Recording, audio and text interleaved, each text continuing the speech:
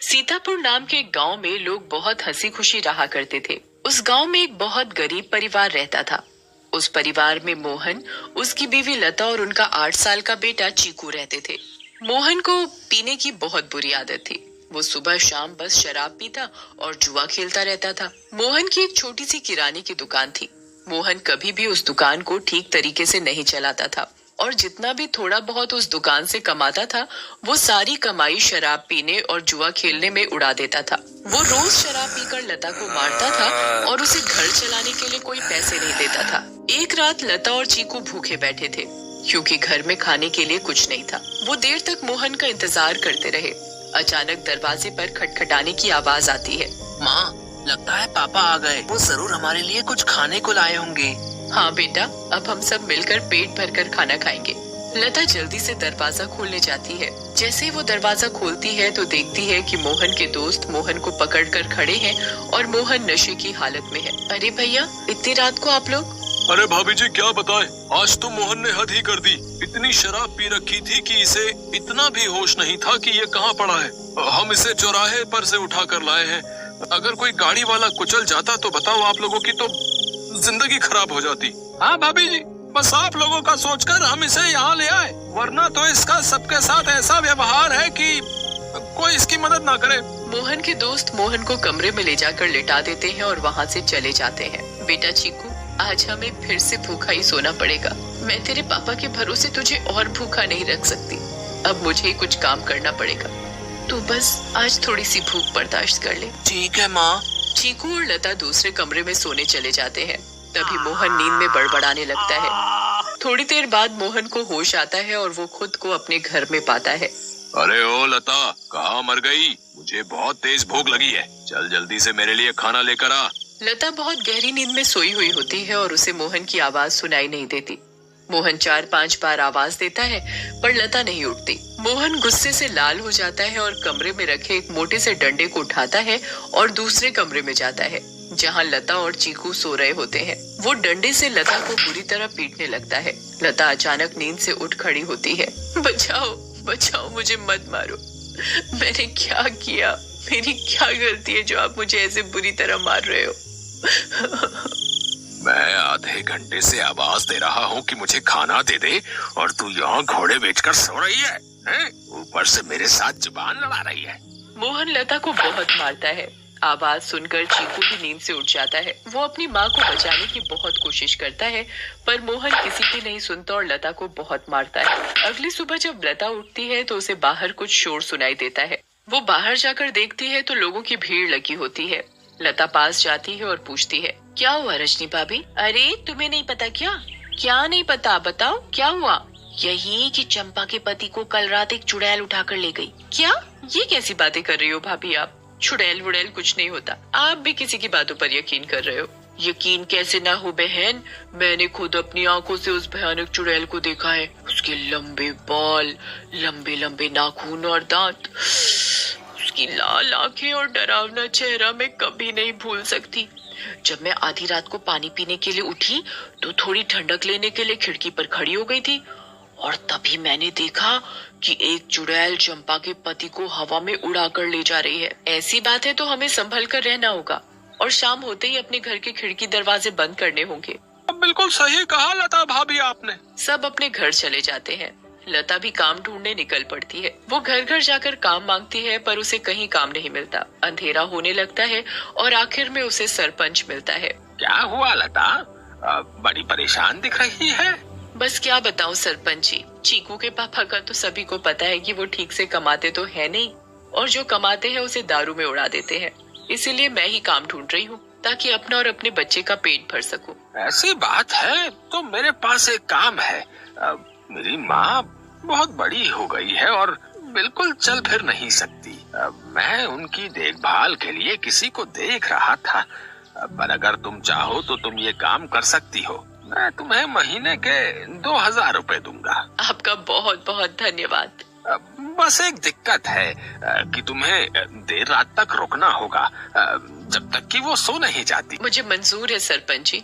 ये लो फिर 500 रुपए और कल से आ जाना। लता खुशी खुशी घर जाती है और ये बात चीकू को बताती है।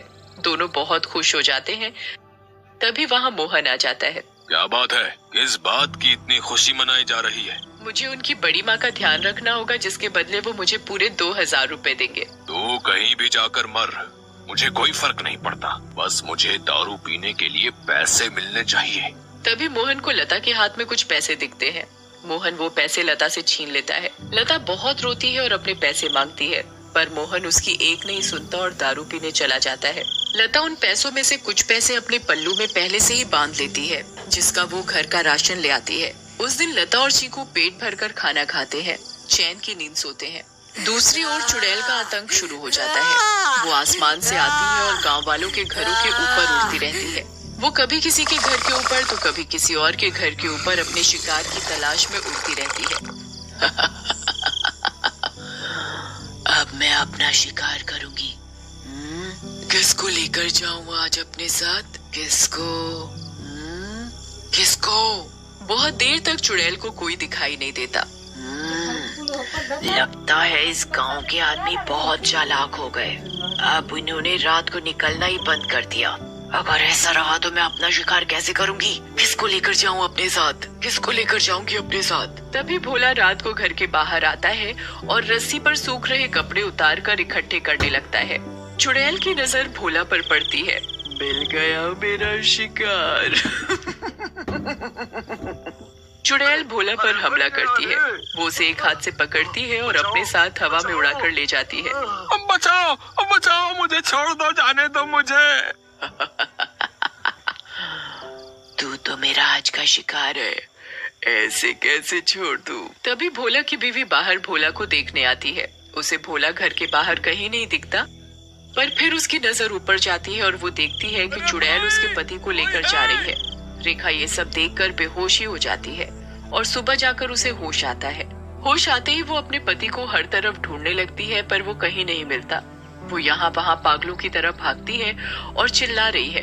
तभी गांव के लोग इकट्ठे हो जाते हैं। क्या हुआ रेखा भाभी? अगली सुबह जब लता उठती है तो उसे फिर से घर के बाहर कुछ लोगों का शोर सुनाई देता है। लता बाहर जाती है। क्या हुआ रजनी भाभी, आज किस बात का शोर हो रहा है? अरे लता, कल रात चुड़ैल रेखा के पति को उठा कर ले गई। रेखा का तो रो रो कर बुरा हाल है, बेचारी रेखा भाभी। पर मुझे ये समझ नहीं आ रहा कि वो चुड़ैल हर रात किसी के पति को ही क्यों उठा कर ले जाती है। सही कहा लता भाभी, हमें इस बात का जल्द से जल्द पता लगाना होगा। सभी लोग मिलकर एक तांत्रिक के पास जाते हैं और सारी बात बताते हैं। पता हूँ कि ये चुड़ैल चाहती क्या है। ओम ह्रीम क्लीम चामुंडाय विच्चय नमः। ओम ह्रीम क्लीम चामुंडाय विच्चय नमः। तांत्रिक ध्यान लगाता है और उसे वो चुड़ैल दिखाई देती है।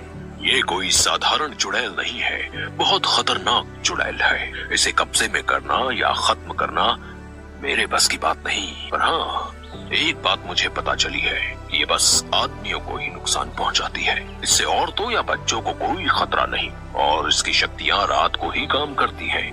दिन में ये हम लोगों की तरह एक मामूली इंसान जैसी बन जाती है। बस मैं अपनी तांत्रिक विद्या से इतना ही पता लगा पाया हूँ। सब लोग अपने अपने घर चलने लगते हैं। तभी लता बोलती है, मेरे पास एक सुझाव है, अगर वो काम कर जाए तो। वैसे आप लोग मेरी बात सुनकर हंसेंगे, पर इसके अलावा कोई और तरीका नहीं दिख रहा इस चुड़ैल से बचने का। भाभी आप बताओ तो सही। पता चला अगला नंबर मेरा ही है। मैं अभी मरना नहीं चाहता। अंधेरा होने के बाद अगर सभी आदमी औरतों का भेष बनाकर रहे तो वो चुड़ैल किसी भी आदमी को औरत समझकर नहीं लेकर जाएगी। लता की बात सुनकर सब हंसने लगते हैं, पर बाद में सबको लता का ये सुझाव सही लगता है और सब अपने अपने घर चले जाते हैं। लता भी अपने घर चली जाती है।